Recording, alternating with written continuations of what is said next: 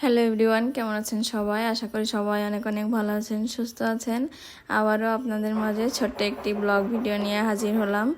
আর আজকে আমরা গিয়েছিলাম যশোর পুজো দেখার জন্য। আজকে হচ্ছে সপ্তমী পুজো। তো ষষ্ঠীর দিন থেকেই সবাই ঠাকুর দেখা শুরু করেছে। তো আমরা ষষ্ঠীর দিন কোথাও যাইনি, বের হইনি। তো সপ্তমীর দিন আমরা বেরিয়েছিলাম যশোরে পুজো দেখার জন্য। আর এটা হচ্ছে আমাদের প্রথম মায়ের মুখ দর্শন করা যশোরে। তো আমরা সন্ধ্যা 8টা সাড়ে 8টার দিকে বেরিয়েছি।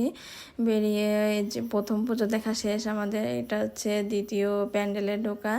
আর সামনে এই বেলুনগুলো পড়লো, অনেক সুন্দর লাগছিল এই গ্যাস বেলুনগুলো। এর থেকে আরও অবশ্য ঝিলিমিলি বেলুনগুলো বেশি ভালো লাগে। আর এটা হচ্ছে যশোরের দ্বিতীয় পুজো দেখা। আসলে সব জায়গার নাম আমি জানি না, তারপরেও এর ঠাকুরগুলো কিন্তু অনেক সুন্দর হয়েছিল। আর এই যে আমি এখন ভয়েস দিচ্ছি, আমার পাশেই বাসার সঙ্গেই পুজো হচ্ছে, তো ঢাকের আওয়াজ শোনা যাচ্ছে।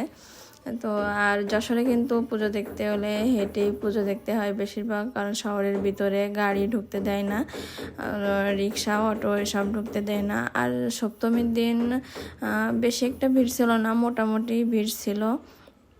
তো অনেক ভালো লাগছিল বাইরে বেরিয়ে। আর পূজার সময় তো ঘোরাঘুরি, খাওয়া দাওয়া, ঠাকুর দেখায়, এটাই হচ্ছে আমাদের সনাতনীদের আবেগ। পুজো মানেই আবেগ।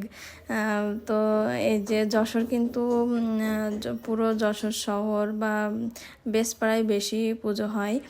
তো আর যশোরে তো বেশপাড়া থেকে শুরু করে আশেপাশে অনেক লাইটিং হয়, প্যান্ডেলের পুরোটাই লাইটিং করা আছে অনেক রাস্তায়। তো এটা হচ্ছে আমরা আর এক জায়গায় পুজো দেখতে বেরিয়েছিলাম। আর যতই দেখছিলাম ততই খুবই ভালো লাগছিল। প্রত্যেকটা মন্দির এত সুন্দর করে সাজানো হয়েছে। আর এই ঠাকুরটা আমার বিশেষ করে খুবই ভালো লেগেছে, অনেক সুন্দর লাগছিল এই ঠাকুরটা। তারপরে আমরা আর এক প্যান্ডেলে চলে এসেছি পুজো দেখে। এখন হচ্ছে এটা হচ্ছে পুজোর মাঠ, বেশপাড়া। তো পুজোর মাঠে অনেক দোকান বসেছিল। আর পুজোর মাঠে এসে আমরা অনেকক্ষণ একটু দাঁড়িয়েছিলাম, বসেছিলাম, যেহেতু অনেক গরম ছিল।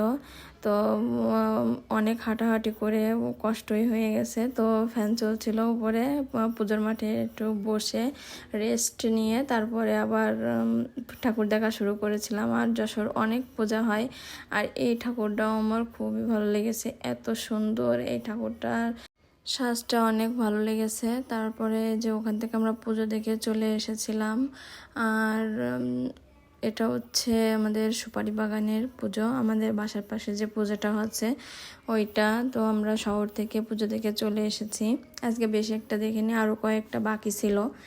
তো নবমী, অষ্টমী, নবমী তো পড়েই আছে, তো এই জন্য আর বেশি ঘোরাঘুরি করিনি।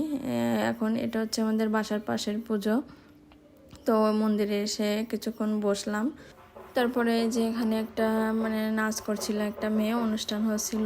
তো খুবই ভালো লাগলো, মেয়েটা অনেক সুন্দর নেচেছে। তো আজকের ভিডিওটা কেমন লেগেছে সবাই কিন্তু কমেন্ট করে জানাবেন। আর যারা ফেসবুক পেজ থেকে দেখছেন তারা আমার পেজটিকে লাইক, কমেন্ট করে এবং ফলো দিয়ে পাশে থাকবেন। ধন্যবাদ সবাইকে।